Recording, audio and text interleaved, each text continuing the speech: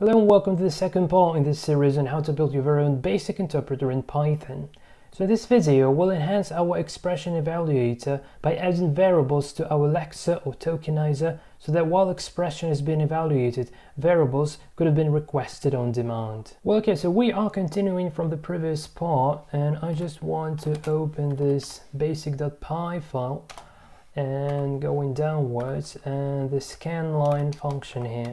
So there might be another scenario. So I can say elif and the length of the token, the length of the line, and the line indexed by 0 is lower. So this means that we might encounter a variable name which is supposed to be starting from the lowercase, and generally the grammar rule for variables for this interpreter in particular, it only loads variable names no matter how long in size, but only those involving lowercase letters. So in this case I just want to say token is equal to variable and send in the line. Alright, so let's implement our variable function here. So I can say def variable takes the line as an argument. I just define the name here, and I can say while, and the line still exists there, and line 0 is lower, so to make sure that it's only lowercase letters there. This case I can say name plus equals whatever goes line indexed by 0, and then we want to delete line indexed by 0. And here we might encounter two scenarios. So the variable might be equal to a number or to another variable. So to handle this both scenarios properly, I do the following thing here. So I say if name not in variables, will now create this variables variable. So in this case, a simple error message, I want to say print and variable and then the name of the variable and is not defined. So this is an error. Otherwise I want to try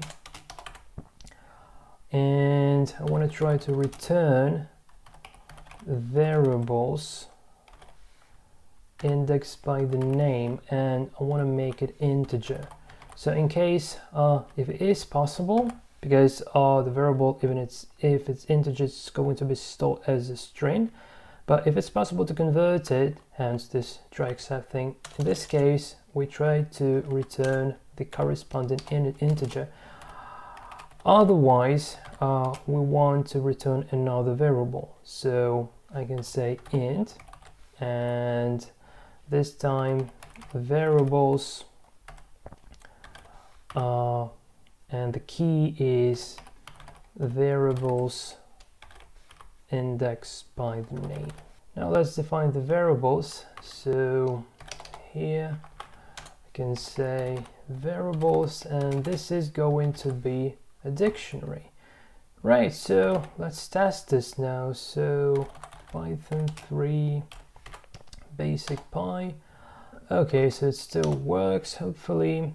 Now let's add a couple of variables sort of artificially. So let's say variable a is going to be equal to, let's say 10, and again this should be string, right? And then let's say variable b is equal to, let's say 6, and variable c is going to be equal to, let's say a.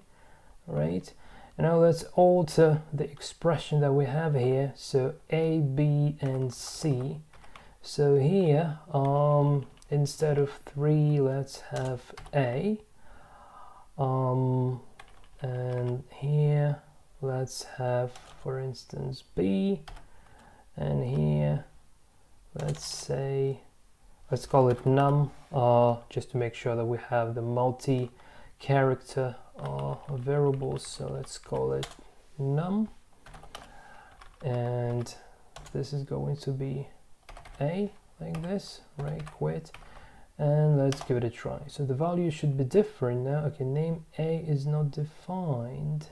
Oh yeah, well that's because the standard Python eval knows absolutely nothing about the variables. Well, I could have sent the variables to it, but yeah, we're pretty sure that my expression evaluator works nicely. So just get rid of this line, and here just print the result. That should be fairly enough. Right, quit, and let's go. So okay, int and non-type. Okay, somewhere goes wrong. I think I get a little typo here. And yeah, obviously, I just forgot to return the value here. Yeah, otherwise it just returns none, and it treats this as an error. So yeah, now we have the new result, which is 114. Well, okay, great. So we are done with expressions now, and we can start implementing some statements. So starting from the next video, we'll go for it, and we'll probably start with a print statement. Now that being said, this is it from my side. Thanks for watching, and I'll see you in the next video.